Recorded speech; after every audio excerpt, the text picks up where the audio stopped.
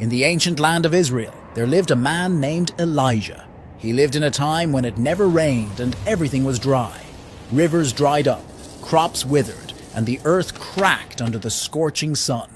People were worried, but Elijah believed that God would help them. Elijah lived by a little brook called Cherith because God told him to go there and hide from King Ahab and his queen, Jezebel, who led the people to worship false gods.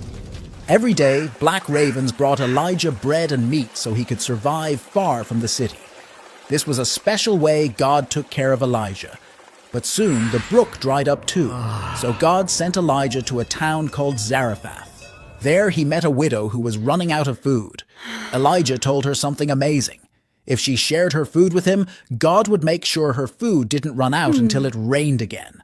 And that's exactly what happened. Her jar of flour and jug of oil never ran out. The widow had a son who got very sick. He stopped breathing and died. Elijah was very sad and prayed to God, and miraculously the boy started breathing again. The woman was so happy and knew that Elijah was truly close to God. One day, God told Elijah to confront King Ahab and challenge him to a test to prove whose God is real. He went to a place called Mount Carmel to show the people who the real God was. He challenged the prophets of a false god, Baal. They both would sacrifice a bull on an altar, but they wouldn't start the fire themselves. Instead, they would ask their gods to do it.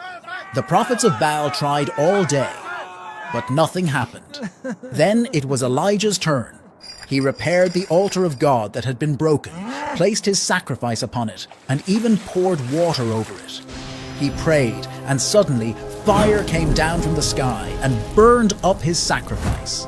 Everyone was amazed and realized that Elijah's God was the real God. After this, Elijah prayed for rain on top of Mount Carmel. A tiny cloud grew bigger and bigger.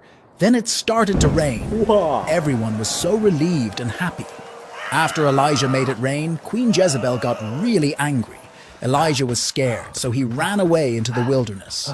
While Elijah was hiding and feeling really alone, something amazing happened. God spoke to him. God told Elijah that he wasn't alone. There were lots of other people who now believed in God. This made Elijah feel much better. God also told him about new things to do and about a man named Elisha who would help him and one day be his successor.